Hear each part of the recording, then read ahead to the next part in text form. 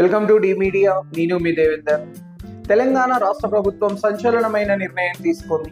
Kaleshwaram project పైన ఎంక్వైరీని సిబిఐకి బదిలీ చేస్తూ నిర్ణయం తీసుకుంది. ఈ నేపథ్యంలో ప్రస్తుతం ఎమ్మెల్సీ కవిత గారు ప్రెస్ మీట్ పెట్టి సంచలనమైన ఆరోపణలు చేశారు. బీఆర్ఎస్ నాయకుడు కేసీఆర్ వారి పైన వచ్చే అవినీతి ఆరోపణలన్నింటికి ప్రధాన సూత్రధారి, ప్రధాన పాత్రధారుడు హరీష్ రావు మరియు సంతోష్ రావులు మాత్రమే. హరీష్ రావు, సంతోష్ రావుల వల్ల మాత్రమే బీఆర్ఎస్ పార్టీకి తీరని నష్టం చోటు చేసుకుంటుంది అని చెప్పి సంచలన ఆరోపణలు చేశారు ఎమ్మెల్సీ కవిత గారు. గత కొద్ది రోజులుగా కవిత గారి యొక్క వ్యవహార శైలి బీఆర్ఎస్ పార్టీకి ఒక రకంగా ఇబ్బందిని కలిగించే పరిస్థితి. ఇక ఆ ఇబ్బంది పీక్స్ కు చేరింది ఈ ప్రెస్ మీట్ వల్ల అని చెప్పొచ్చు.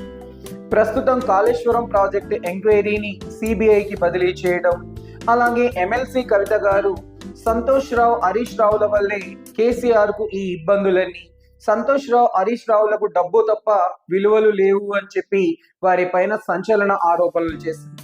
ఈ నేపథ్యంలో బీఆర్ఎస్ ముఖ్య నాయకులందరూ కూడా ఎర్రవల్లి ఫామ్ హౌస్ లో ప్రత్యేక సమావేశానికి హుటాహుటిన బయలుదేరి వెళ్తున్నారు.